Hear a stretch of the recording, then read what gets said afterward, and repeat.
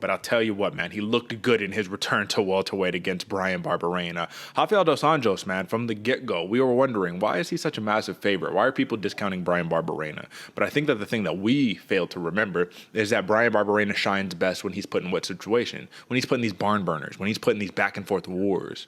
Well, if you're RDA with championship experience, you say, no, we're not doing any of that wars. I'm going to take you down, and I'm going to submit you because I know that's my clearest path to victory. Right here, this was pure domination. I honestly don't have too much to say about it, but what are your thoughts on the fight, AJ? Man, I don't have too much to say at all besides this was classic RDA, man. Rafael Dos Anjos just absolutely putting the pressure to you, getting it back to his roots, getting the takedown, submitting you.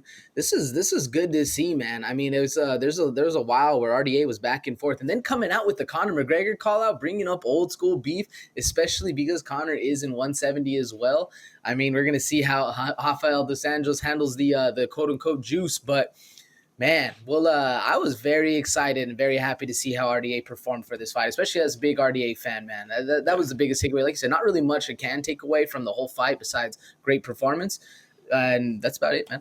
Why do you think that plus 325 was sitting there for the submission? I said it was juicy when we talked about it last, man, but now looking back at it, it's almost like that should have been like a plus 100, 110, 150 or something like that. Why do you think that it was such a long shot? Not necessarily a long shot, but why do you think that like the decision was so much heavier than the submission? I think it's because of the way RDA has been performing lately. Mm-hmm. He's a lot more of a either a decision or a knockout kind of a fighter. That's what a lot of people when they they hear RDA, that's what they think. He's come for your head, knocking you out, or it's going to be a long drawn out fight. Not many people know that this dude is a legit submission artist, and I think that's why the plus 325 right there. Absolutely, man. And I almost felt like he said after the fight, he came up to him and was like, I'm sorry I had to do this to you, bro, but I had to get the win. You know what I mean? Like when you just dominate. And it's funny because when I was watching that fight, I was watching it with my girl and I was just like, man, I know that feeling of when somebody is on top of you and you just can't escape and you can't move and you move to another position and you're in the worst spot.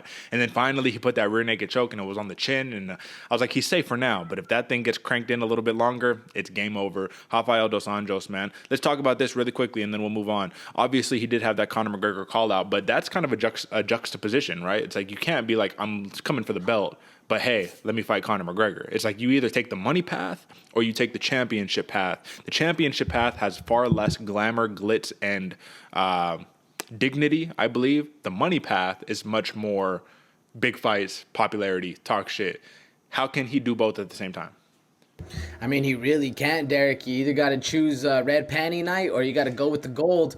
And personally, I think RDA has a little bit better of an opportunity, or a little bit, I guess, like the storyline has been written for him to go for red panty night, really start making these money fights. Because if you're looking for gold at 170, you got Colby, you got Kamaru, you got Leon, they got a lot of fighters up there that are very, very difficult to get past. I see him as a red panty night kind of fighter. But, I mean, to your point, Derek, RDA has been focusing on nothing but gold, and he's been fighting that kind of way. So hopefully I eat my words there a little bit, and we see RDA going for the gold. But I don't know. What do you think is more opt for him? I think the money fights are probably the better situation for him. Late stage of your career, you moved back to Brazil. At this point, if you're a little bit older, in your career ultimately, right? If you don't get the gold, at least retire on top of some money. You know what I'm saying? With like those big checks, and Conor McGregor is the path to do that. So if he could get that fight, I mean, that'd be a tough fight for McGregor to win, man. RDA, just go straight to the grappling. We'll see. It'll be interesting. All right.